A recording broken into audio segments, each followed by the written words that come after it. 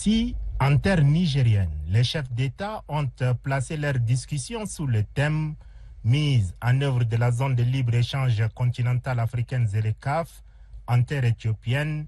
ils appuient sur l'accélérateur et passent à la vitesse supérieure en misant cette fois-ci sur l'accélération de la mise en œuvre de la zone de libre-échange continentale africaine.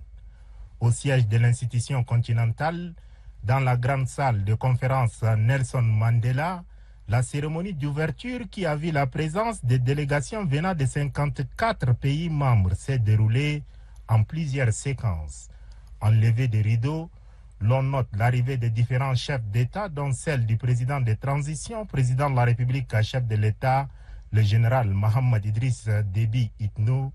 tout vêtu de blanc, symbole de la paix. Au second acte figure l'exécution de l'hymne de l'Union africaine.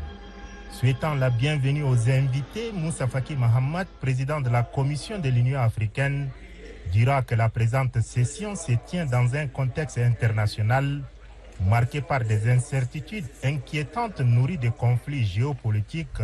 d'une gouvernance économique fragmentée aux conséquences imprévisibles. Le paradigme dans lequel on voit bras croisés la demeure du voisin brûlée doit impérativement changer si nous voulons rester crédibles, a-t-il indiqué. Faisant allusion au thème du sommet, plusieurs personnalités se sont ensuite succédées à la tribune. Ils ont entre autres promis le soutien de leur pays et ou organisations respectives à l'Union africaine ou dénoncé les injures dont leur pays subissent. Il s'agit entre autres du secrétaire général de l'Organisation des Nations Unies, Antonio Guterres, du Premier ministre éthiopien Abiy Ahmed Ali, du secrétaire général de la Ligue arabe Ahmed Aboul Gheit et du Premier ministre de l'État de Palestine, Mohamed Saïd. Ouvrant officiellement les travaux, le président sortant de l'Union africaine, par ailleurs président de la République du Sénégal, Macky Sall, a plaidé pour une intégration réussie de l'Afrique en mettant un point d'honneur sur l'accélération de la mise en œuvre de la zone de libre-échange continentale africaine ZLECAf. Le moment le plus émouvant de cette cérémonie est le passage des témoins entre le président sortant Macky Sall du pays de la Teranga et l'entrant Azali Ousmani de l'État des Comores. Ce passage des témoins à la présidence de l'Union africaine est symbolisé par la remise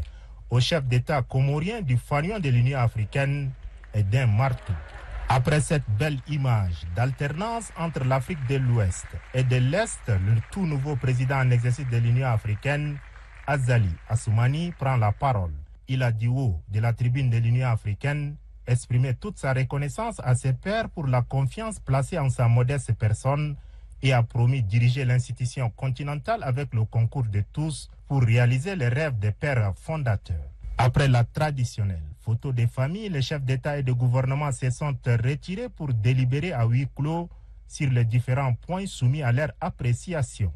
Il s'agit entre autres des rapports sur la réforme institutionnelle de l'Union africaine, sur la paix et la sécurité, la date et le lieu de la 37e session, etc. S'agissant des questions relatives à la paix et à la sécurité, ainsi qu'à la zone de libre-échange continentale africaine, le général Mohamed Idriss Déby Itno a prononcé un discours pendant la séance à huis clos. Au nom du Tchad et de son peuple, le chef de l'État, général Mohamed Idriss Déby Itno, a exprimé sa reconnaissance à tous les pays africains ainsi que les partenaires pour leur appui multiforme à la transition en cours, avant de les exhorter à rester aux côtés du Tchad pour le parachèvement de la deuxième phase de la transition qui non seulement permettra de garantir sa sécurité et sa stabilité, mais aussi celle des autres pays. Le chef de l'État a plaidé pour que l'Afrique obtienne un siège permanent au Conseil de sécurité des Nations Unies afin de porter la voix de l'Afrique et contribuer dans la recherche des solutions aux problèmes de paix et de sécurité en Afrique